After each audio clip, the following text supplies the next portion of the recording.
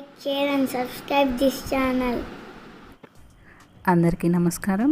ఈరోజు మనం ములక్కాయ టమాటా కూర ఎలా చేయాలో చూద్దాం. ముందుగా స్టవ్ ఆన్ చేసి కళాయి పెట్టేయాలి. కళాయిలో 3 గంటల నూనె వేయాలి. నూనె వేడయ్యాక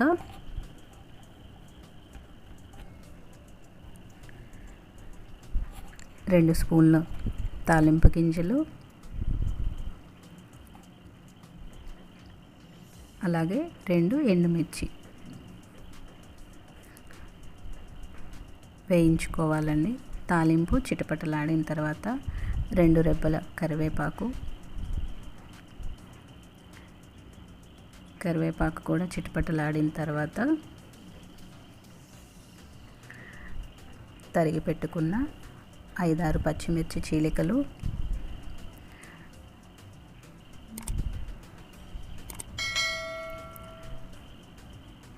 కొంచెం ఫ్రై చేసుకోవాలండి. పచ్చిమిర్చి వేసినప్పుడు కొంచెం దూరంగా ఉంటే మంచిది. ఆ తర్వాత తరిగిన ఉల్లిపాయ ముక్కలు, ఎక్కువ వేగనవసరం లేదండి, కొంచెం మగ్గితే సరిపోతుంది. 1/2 స్పూను అల్లం వెల్లుల్లి పేస్ట్ పచ్చివాసన పోయే వరకు వేయించుకోవాలి. ఆ తర్వాత 1/2 కేజీ టమాటాలు తీసుకున్నానండి నేను. బాగా పండినవి అయితే టేస్ట్ బాగుంటుంది.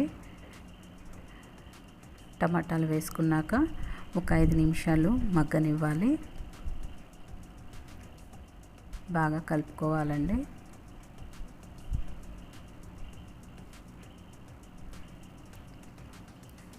ఒక స్పూన్ సాల్ట్ వేసుకొని కలుపుకోవాలి.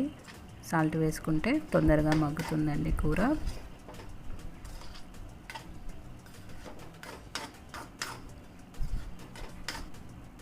మూత పెట్టేసుకుంటే సరిపోతుంది. ఒక 5 నిమిషాలు మగ్గిన తర్వాత కలుపుకోవాలండి. అడుగంటకుండా చూసుకోవాలి, ఎందుకంటే లో ఫ్లేమ్లో పెట్టేసి కర్రీ చేసుకుంటే టేస్ట్ బాగుంటుంది. జీలకర్ర, ధనియాల పొడి అండి.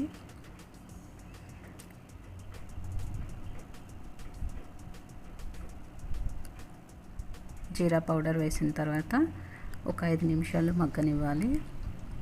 ఆ తర్వాత నేను 2 ములక్కాయలు పెద్ద సైజు తీసుకున్నానండి.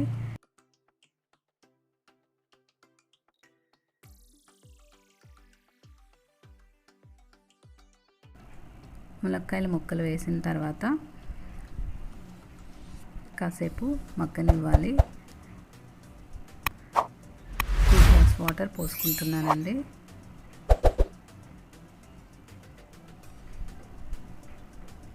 వాటర్ పోసాక మూత పెట్టేసుకొని మగ్గనివ్వాలి. ఒక 5 నిమిషాల తర్వాత మళ్ళీ కలబెట్టుకోవాలండి. అలా ఉడుకుతుంటుంది కర్రీ కూడా.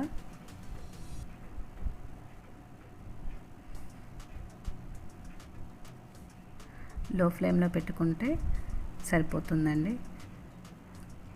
ఒక 15 నిమిషాల తర్వాత కూర ఇలా ఉడుకుతుందండి. ముక్క ఉడికిందో లేదో ఒకసారి చెక్ చేసుకుందాము.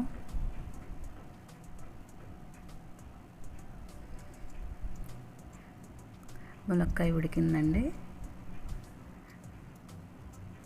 ఉడికిన తర్వాత 1 స్పూన్ కారం, అలాగే సాల్ట్ సరిపోలేదు కాబట్టి నేను ఒక 1/2 స్పూన్ వేస్తున్నాను. మీ టేస్ట్కి తగినట్టు మీరు వేసేసుకోండి. కారం వేసిన తర్వాత ఒక 2 నిమిషాలు అలా కలిపితే సరిపోతుంది. కూర ఉడికిపోయిందండి.